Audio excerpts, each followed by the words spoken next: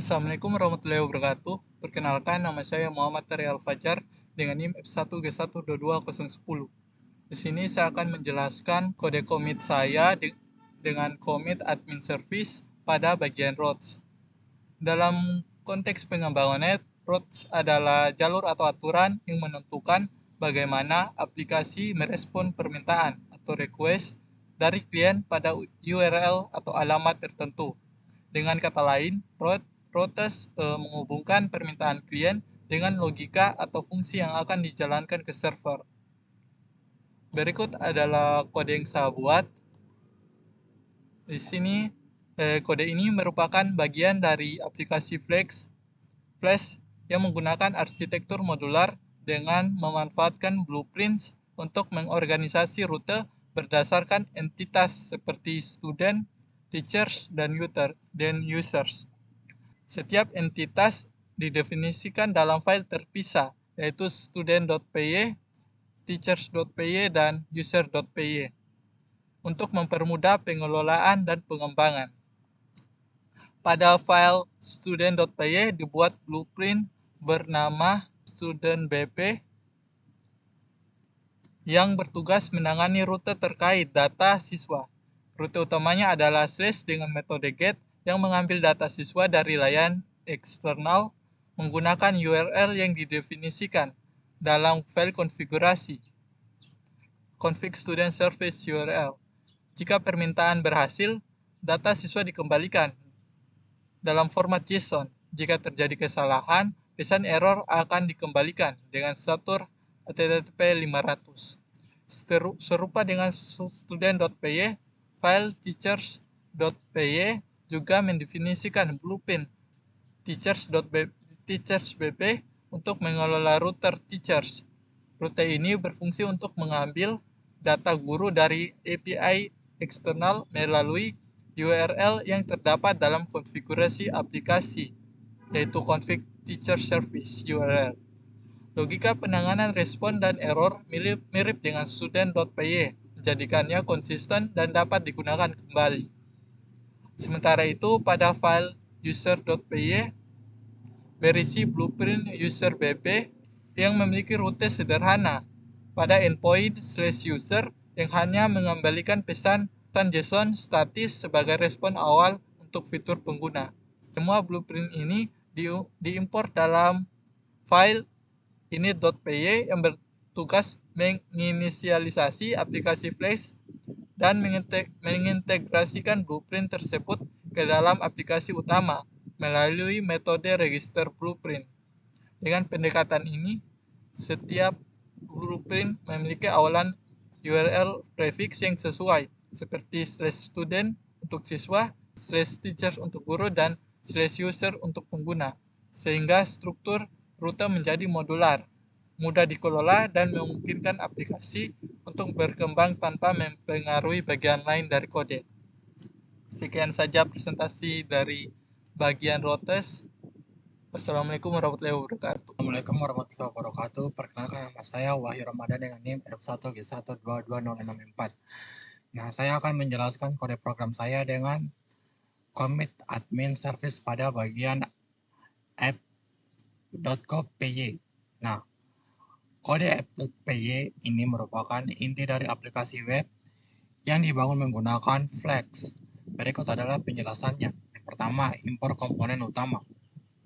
Nah, kode ini mengimpor modul seperti Flex untuk membuat aplikasi web, file konfigurasi untuk pengaturan aplikasi, objek database untuk pengelolaan data, dan blueprint untuk modularisasi rute. Yang kedua, membuat aplikasi Flex. Instans aplikasi Flex dibuat menggunakan Flex name. Kemudian pengaturan aplikasi dikonfigurasi dengan membuat kelas config dan file konfigurasi. Nah, yang ketiga, inisialisasi database. Nah, database dihubungkan ke aplikasi dengan init app sehingga aplikasi dapat menggunakan fitur-fitur database seperti penyimpanan dan pengambilan data. Yang keempat adalah register blueprint untuk routing. Nah, dua blueprint didaftarkan yaitu students BP untuk menangani rute dengan prefix URL students. Lalu teacher BP untuk menangani rute dengan prefix URL teachers. Blueprint digunakan untuk memisahkan logika rute berdasarkan fitur membuat aplikasi lebih modular dan mudah dikelola. Yang kelima, menjalankan aplikasi. Nah, aplikasi dijalankan pada port 5000 dengan mode debug diaktifkan. Mode debug ini memudahkan pengembangan dengan auto reload dan log kesalahan langsung. Nah, dan secara keseluruhan kode ini dirancang dengan pendekatan modular yang memisahkan logika aplikasi menjadi bagian-bagian kecil yang terorganisir sehingga mempermudah pengembangan dan pemeliharaan. Baik, itu saja dari saya. Wassalamualaikum warahmatullahi wabarakatuh. Assalamualaikum warahmatullahi wabarakatuh. Perkenalkan, nama saya Bahtiar Wijaya dengan NIM F1D1222042. Baik, karena sebelumnya saya sudah menjelaskan bagian APY dan model SPY di kelas, jadi di sini saya hanya akan menjelaskan bagian materi routes.py. Yang pertama itu kita mengimpor seluruh komponen yang akan digunakan. Kemudian yang kedua, menginisialisasi blueprint dengan fungsi seperti ini. Inisialisasi blueprint adalah membuat objek blueprint bernama materi routes untuk mengelompokkan rute terkait materi dalam satu namespace. Kemudian kita mengkonfigurasi folder upload folder variabel untuk menyimpan lokasi folder tempat file yang akan diunggah. Kemudian osmake_dirs adalah membuat folder upload jika belum ada, memastikan directory tersedia untuk mengunggah file. Kemudian ada materi route mendekorasi fungsi add materi untuk menangani rute HTTP post pada route blueprint materi routes. Kemudian ada dev add materi. Fungsi ini untuk menangani penambahan pada materi. Kemudian kita mengambil data dari permintaan. Data yang dikirim dari form diambil menggunakan route request form get. Misalnya judul materi diambil untuk variabel judul materi. Variabel lain serupa untuk tipe dan deskripsi dan lain-lain. Kemudian ada memproses file, mengecek apakah file dengan nama file materi ada di permintaan. Jika ada, file disimpan di folder upload menggunakan file asli dengan nama asli file. Kemudian membuat objek materi, membuat instant model materi dengan data yang diterima. Di sini ada DB session add materi adalah fungsi untuk menambahkan objek materi ke sesi database, kemudian menyimpan perubahan ke database dengan commit, kemudian mengembalikan respon, mengembalikan pesan sukses dalam format JSON dengan status kode HTTP 201. Kemudian di sini ada materi routes mendekorasi fungsi get al materi untuk menangani permintaan HTTP get pada route. Kemudian dev get al materi adalah fungsi untuk mendapatkan semua data pada materi. Kemudian di sini materi list sama dengan materi query, mengambil semua baris dari tabel materi menggunakan ORM. Lalu di sini menyusun data JSON. Data setiap JSON diubah menjadi dictionary dan disusun dalam list result. Lalu mengembalikan respon, mengembalikan daftar pada materi dalam format JSON dengan status HTTP 200. Lalu di sini ada materi route mendekorasi fungsi get materi pada ID untuk menangani permintaan HTTP get dengan materi parameter ID. Kemudian ada integer ID. Di sini menentukan parameter ID harus berubah integer. Lalu ada dev get materi by ID. Fungsi untuk mendapatkan data materi berdasarkan ID. Lalu di sini ada materi, kemudian materi fungsinya adalah untuk mengambil data materi dengan ID yang diberikan.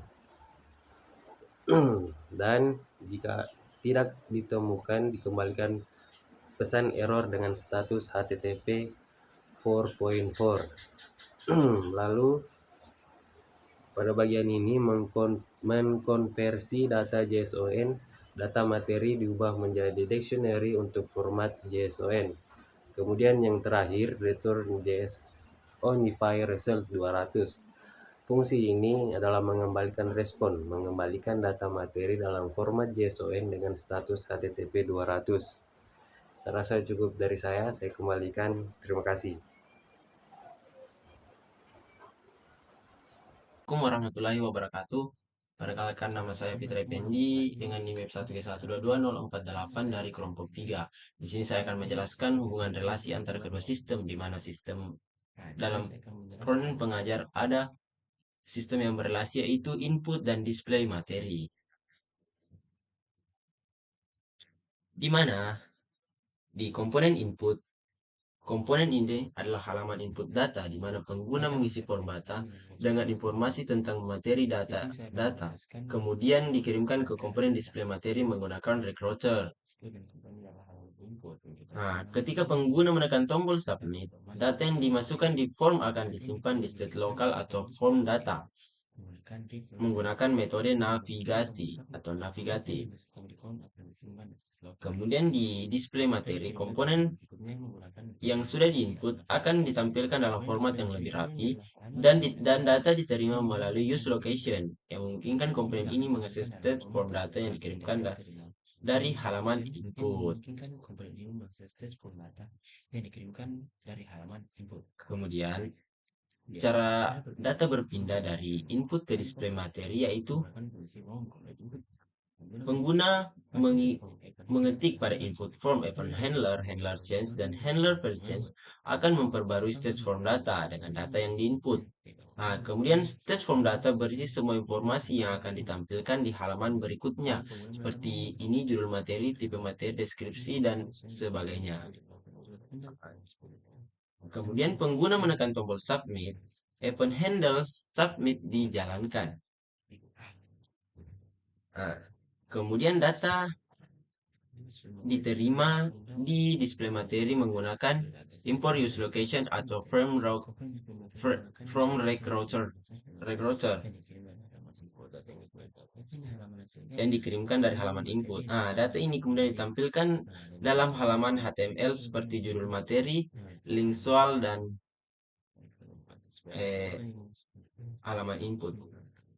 Dan file materinya akan ditampilkan di dalam HTML ini. Kemudian file materi yang diinput, pengguna dapat menggunakan file menggunakan input tipe file, di mana input tipe filenya itu menggunakan from controller file. Nah, kemudian file ini akan ditampilkan di dalam display materi menggunakan opsi untuk diunduh. Nah, file ini akan kemudian pengguna mengisi judul materi, tipe materi, deskripsi, link soal materi, dan tingkatan materi melalui form display materi. Melalui form. Nah, melalui form. Kemudian di display materi informasi akan ditampilkan dalam daftar bentuk list group, dalam bentuk tersusun seperti list group ini, list group item. Nah, mungkin itu saja relasi antara input dan display materi. Mungkin alur kerjanya secara keseluruhan itu seperti pengguna membuka halaman input, pengguna mengisi form, dan mengunggah file.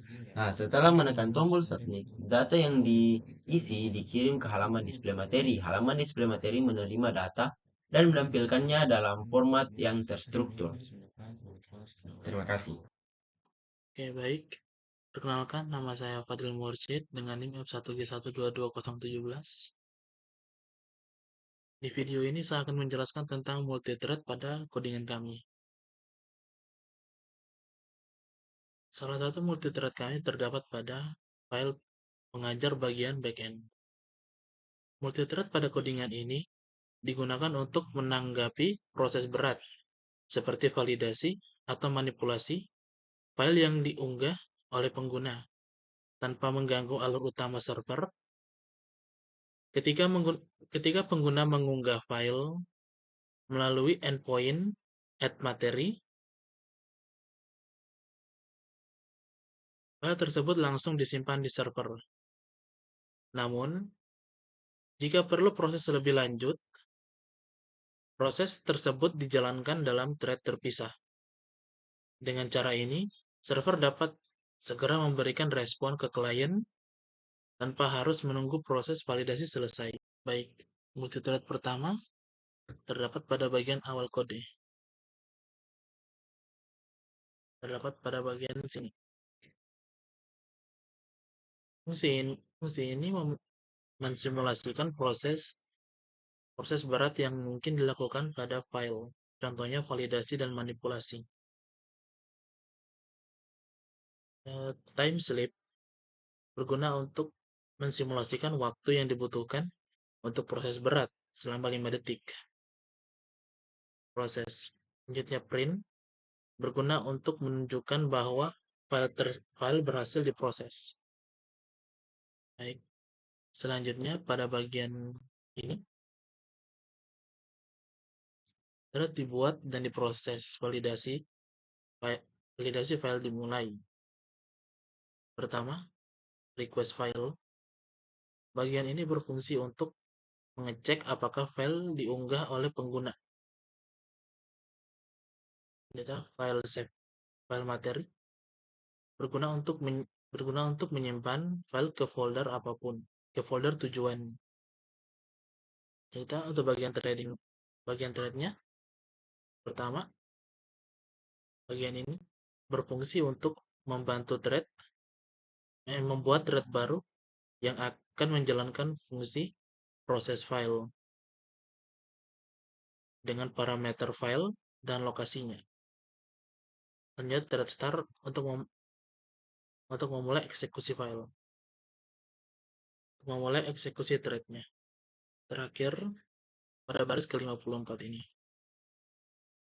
Setelah thread dimulai, server langsung memberikan respon kepada klien tanpa menunggu proses validasi selesai. Sekian untuk multithread pada codingan kami. Lebih kurangnya mohon dimaafkan. Assalamualaikum. Oke, baik, langsung saja saya Muhammad Rifka Diatma dengan NIM F1G1222056. Nah, pada kesempatan ini saya akan menjelaskan bagaimana cara membuat program Docker file. Nah, sebagai contoh di sini pada pelajar frontend kita menggunakan React. Nah, program ini bertujuan untuk membuat kontainer Docker yang dapat digunakan untuk membangun dan menjalankan aplikasi React menggunakan dua tahapan proses. Nah, tahapan yang pertama yaitu tahapan build dan yang terakhir yaitu tahapan serve. Langsung saja pada tahapan build kita menggunakan image Node.js. Nah, kita mulai dengan menggunakan base image Node.js ini menggunakan versi Alpine. Nah, versi ini saya pilih karena ukurannya yang ringan. Nah, selanjutnya yaitu kita menetapkan direktorinya. Nah, kita menetapkan direktori ini di dalam kontainer dengan perintah workdir/app. Nah, maka semua perintah-perintah akan dijalankan di dalam direktori ini. Nah, selanjutnya yaitu menyalin file konfigurasi.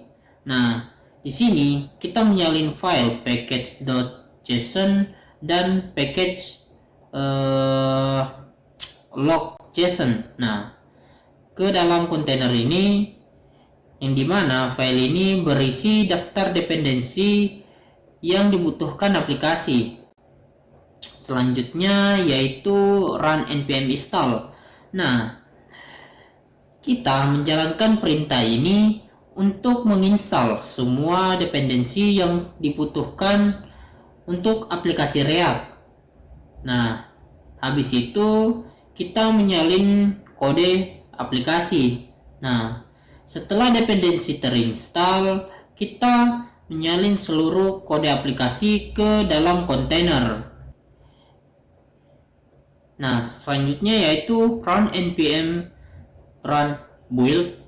Nah, perintah ini dijalankan untuk membangun aplikasi React. Nah, yang hasilnya akan disimpan ke folder build. Selanjutnya kita masuk ke tahap yang terakhir, yaitu tahap serve. Selanjutnya kita masuk tahapan serve aplikasi menggunakan Nginx. Nah, kita menggunakan image engine 8. Nah, pada tahapan ini kita menggunakan base image engine X Alpine. Selanjutnya kita menyalin. Nah, kita menyalin ini hasil build dari tahapan sebelumnya, yaitu dari folder build yang barusan ini. Nah, ini disalin ke directory default dari Nginx, yaitu /usr/share/nginx/html.